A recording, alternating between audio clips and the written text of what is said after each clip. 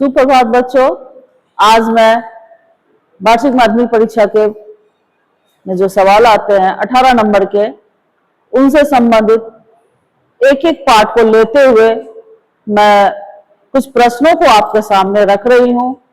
आज मैं वो पाठ में पाटलिपुत्र पाठ, पाटलिपुत्र वैभवम पाठ को लेकर आई हूं कि इसमें से किस किस तरह के सवाल आते हैं, दो दो नंबर के जो प्रश्न आते हैं वो कैसे प्रश्न होते हैं और कैसे हमको लिखना है। इसीलिए आज हम अपने पाठ्य पुस्तक से दूसरे पाठ को लेके आई हूं और आप लोगों ने बच्चों इस पाठ को आपने पढ़ा, जाना, आपके शिक्षकों ने भी पढ़ाया और यहाँ गया गाइडेंस में भी इस चीज की पढ़ाई हुई। पढ़ाई होने के बाद अब आप लोग बोर्ड में किस तरह से प्रश्न पूछे जाते हैं पाठ से, उस पाठ को हमने बताया भी है पिछले ये में।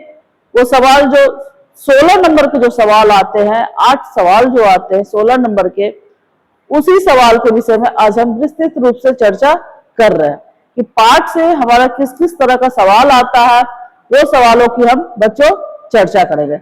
चलिए हम अपने पाटलिपुत्र वैभवम की विषय में आगे हम लोग बढ़ते हैं। देखेंगे कि इस पाठ से हमारा कैसे कैसे सवाल पूछे जा सकते हैं। चलिए,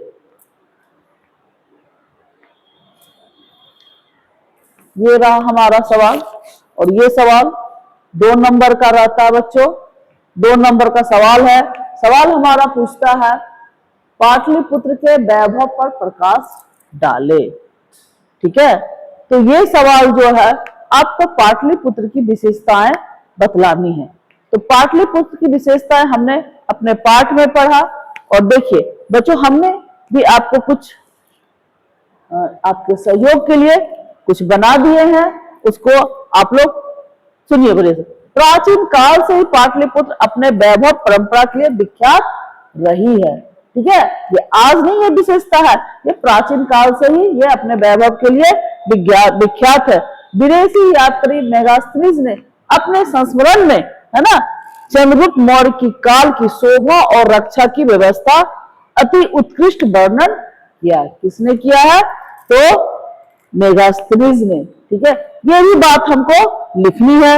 अच्छा, बिना साक्ष्य का हम उसकी विशेषताओं का वर्णन करेंगे तो हवा में तो बात नहीं कर सकते ना बच्चों, क्योंकि हमारे जो है मेगास्थनीज ने खुद लिखे हैं कि उस समय की रक्षा व्यवस्था कैसी थी पाटलिपुत्र की, तो वो लाइन को हमको लिखना जरूरी है। इसलिए हमने बच्चों बताया कि विदेशी यात्री मेगास्थनीज ने अपने संस्मरण में चंद्रगुप्त मौर्य काल की शोभा और रक्षा व्यवस्था की अति उत्कृष्ट वर्णन किया है। पाटलिपुत्र नगर प्राचीन काल से लेकर आज तक, है ना, प्राचीन काल में तो थी इसकी विशेषता है, और आज तक राजनीतिक, धार्मिक, औद्योगिक और शिक्षा जैसे विविध क्षेत्रों में वैभव को धारण करता है। यह नगर शिक्षा का एक महान केंद्र था। यहाँ बड़े बड़े कवि, व्याकरणाचार्य और भास्कराचार्य हुए। आज पाटलिपुत्र को पटना नगर के नाम से जाना जाता है। इतनी बातें बच्चों, ये प्रश्न जब हमारा आएगा तो ये प्रश्न में हमको ये सारे वो बातों को रखना है। आप अपने शब्दों में यथासंभव उत्तर दें। ये उसमें एक बात लिखी हुई रहती है, जरूरी नहीं है कि जो हम बताएं उसी को आप लिखना है। थोड़ी सी पॉइंट ऊपर नीचे भी आप लिख सकते हैं और अपने भाषाओं में भी लिख सकते हैं।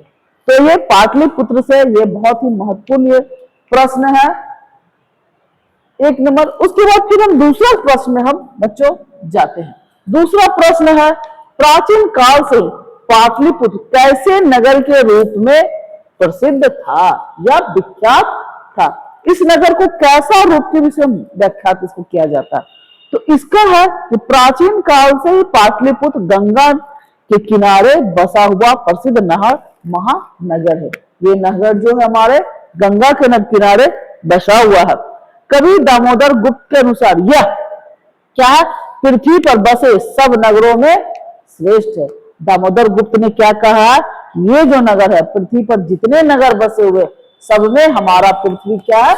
सबसे श्रेष्ठ है। ऐसा किसने कहा? कवि दामोदर गुप्त ने कहा है। कवि ने इसकी तुलना इंद्र की भरी पूरी नगरी से की है। सोच सकते हो बच्चों, इन्होंने इंद्र की नगरी से इनकी हमारी पटना की तुलना की है। पाटलिपुत्र नगर प्राचीन काल से ही राजनीतिक, धार्मिक, औद्योगिक और शिक्षा जैसे विविध क्षेत्रों में अपने वैभव को धारण करने वाला नगर है। ठीक है, सवाल चीजों को उसी को लिखते हैं, लेकिन सवाल क्या होता है बच्चों, थोड़ा सा घुमा हुआ रहता है। ठीक है, जिस तरह का सवाल हमारा पूछता उसी अनुसार से फिर हमको लिखना पड़ता है। तो ये हमारा हुआ दूसरा सवाल। अगला सवाल की ओर हम पहुंचते हैं। ये सवाल जो है ये है क्या है, राजशेखर ने अपने ग्रंथ काव्य मीमांसा में पटना के संबंध में क्या लिखा है। जो राजशेखर जो अपने कवि है, जो उन्होंने अपने ग्रंथ में है ना काव्य मीमांसा, राजशेखर ने क्या लिखे हैं, तो काव्य, ये चूंकि एक नंबर में भी आते हैं कि राजशेखर ने कौन से ग्रंथ की रचना की, तो क्या क्या काव्य मीमांसा का। तो उन्होंने पटना के संबंध में लिखा है कि बहुत समय पहले तक पटना एक क्या थी, सरस्वती परंपरा चलती आ रही है, अर्थात ज्ञान का केंद्र बनते था। राजशेखर ने ऐसी बात कही है। और क्या कहा है कि पाणिनि, पिंगल, बरूची और पतंजलि ने अध्ययन कर यहां से ख्याति प्राप्त किया है। सही बात है, ये आप लोग श्लोक में भी पढ़े हैं, है ना। तो यही है मुख्य तीसरा प्रश्न हमारा ये है। इन प्रश्नों को हम लोग बच्चों पूरी तरह से ध्यान में रखेंगे। ये मुख्य बिंदु है पाठ का। पहला भी जो था वो भी हमारा मुख्य बिंदु था पाटलिपुत्र का, दूसरा सवाल भी हमारे पाठ का मुख्य बिंदु था, और तीसरा बच्चों ये हमारा मुख्य बिंदु है। इन बिंदुओं को बच्चों आप लोग स्क्रीनशॉट ले लीजिए और इस पर आप लोग खुद से प्रयास कीजिए, लिखने का प्रयास कीजिए कि कैसे हम इस प्रश्नों को हल करें। बच्चों याद करने से याद नहीं होता, बल्कि खुद लिखना पड़ता। खुद का लिखा हुआ जल्दी याद होता। हमने आपको सहयोग किया कि इस तरीके से बच्चों लिखा जाता है। ठीक है, अगले सवाल पे हम आते हैं बच्चों। अगला सवाल है ये है कि ये सवाल कई बार पूछा जा चुका भी है और हमेशा आता है कि पटना के मुख्य दर्शनीय स्थल कौन कौन से हैं। तो आप बच्चों जानते ही हैं कि पटना के मुख्य दर्शनीय स्थल कौन, क्योंकि आप लोग कई बच्चे ऐसे होंगे कि आप लोग पटना का दर्शन किए हुए हैं और इनमें ये दर्शनीय स्थल है। तो कुछ बच्चों 2-4 लिखते हैं, छोड़ देते हैं, लेकिन नहीं, पूरे के पूरे अगर आप लिख देते हो तो आपको अधिक से अधिक नंबर की प्राप्ति होगी, क्योंकि 2 नंबर की। अगर आप 4 ही लिख दीजिएगा तो 4 में कितने लोग देंगे, 1 नंबर मिलेगा। क्यों ना हम सारे पॉइंट को तो सारे जान रहे हैं कि ये चीज देख दर्शनीय स्थल है, महात्मा गांधी सेतु भी है, पटना संग्रहालय है, उच्च न्यायालय है, सचिवालय है, गोल घर है, तारामंडल है, संजय गांधी जैविक उद्यान है, मौर्यकालीन अवशेष है, महावीर मंदिर है, तख्त श्री हरमंदिर साहब का भी है, गुरु गोविंद सिंह का जन्म स्थल है, और हमारा गोलघर भी है ना, गोलघर भी। ये सारे जो है 11 जो है इस बच्चों को बच्चों आप लोग कॉपी पे लिखिए, और कुछ नहीं, बस 2 से 3 बार आप लिखोगे ना कॉपी में, आपको याद हो जाएगी। आपका एग्जाम में, परीक्षा में कभी नहीं छूटेगी, कोई सवाल आपका छूटेगा नहीं। खासकर जिस चैप्टर का हम पूरी पाठ की व्याख्या नहीं कर रहे हैं बच्चों पाठ में किन किन बिंदुओं पर हमको ध्यान देना, बस उस पर चलना है। ठीक है, तो ये हमारा रहा चौथा सवाल।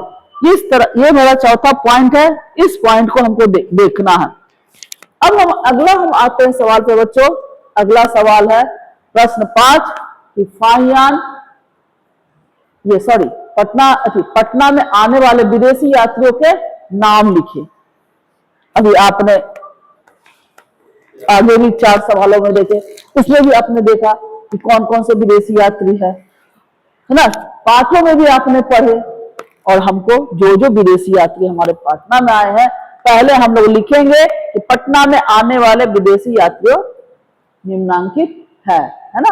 और उसके बाद हम लोग पॉइंट बाय पॉइंट नाम हम लोग लिखेंगे, कौन कौन से आए, मेगास्थनीज आए, फाहियान आए, रिंगसांग आए और इत्यादि करके हम लोग इस सवाल को खत्म करते हैं। अब हम छठा प्रश्न पे आते हैं बच्चों। छठा प्रश्न हमारा क्या है कि चंद्रगुप्त काल में पटना की रक्षा व्यवस्था कैसी थी, है ना। आप लोग जानते हैं कि पटना में जिसमें चंद्रगुप्त थे, है ना, चंद्रगुप्त काल में कैसी व्यवस्था थी। तो इसका जो है लिखना है कि प्राचीन काल से पाटलिपुत्र अपने वैभव परंपरा के लिए विख्यात रही है। विदेशी यात्रियों ने अपने संस्मरण में यहाँ की अनेक उत्कृष्ट संपदाओं का वर्णन किया है। मेगास्थनीज ने लिखा है कि चंद्रगुप्त मौर्य के काल में यहाँ की रक्षा व्यवस्था अति उत्कृष्ट थी। ठीक है, इसके विषय में किसने लिखा? मेगास्थनीज ने लिखा है। तो ये बात को हमको ध्यान में रखना है। चंद्रगुप्त काल में किसने लिखा? कौन आया? मेगास्थनीज ने आया, और उन्होंने यहाँ की रक्षा व्यवस्था की, जो उत्कृष्ट रक्षा व्यवस्था थी, उसके विषय में चर्चा किए हैं। कौन किए हैं? मेगास्थनीज ने किए हैं। उसके बाद बच्चों हम आगे आते हैं, पटना के विभिन्न नामों का उल्लेख करें, है ना, पटना के विभिन्न नामों का उल्लेख करें। पटना जो है ये हमारा नाम है। पटना नाम कैसे कैसे पड़ा, पाठ में आपने भी देखा। तो हमारे जो विभिन्न नाम जो थे, पटना पहले क्या कहलाता था, फिर उसके बाद क्या कहलाता था, हमने पूरी पाठ को पढ़े हैं। तो उसके जो विभिन्न नाम है ना, हर कोई ने किन किन नामों से संबोधित किया है, उसके विषय में हम चर्चा करेंगे।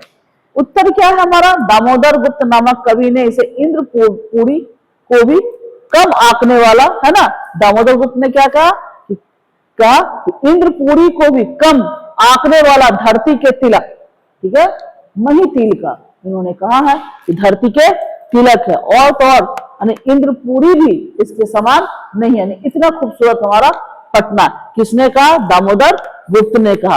और क्या कहा कि शिक्षा का महाकेंद्र, है ना, बनाया गया है, एक महान नगर की संज्ञा दिया। अर्थात दामोदर गुप्त नामक कवि ने इंद्रपुरी को भी कम आंकने वाला धरती के तिलक, शिक्षा का महान केंद्र पटना को एक महान नगर की संज्ञा दी है।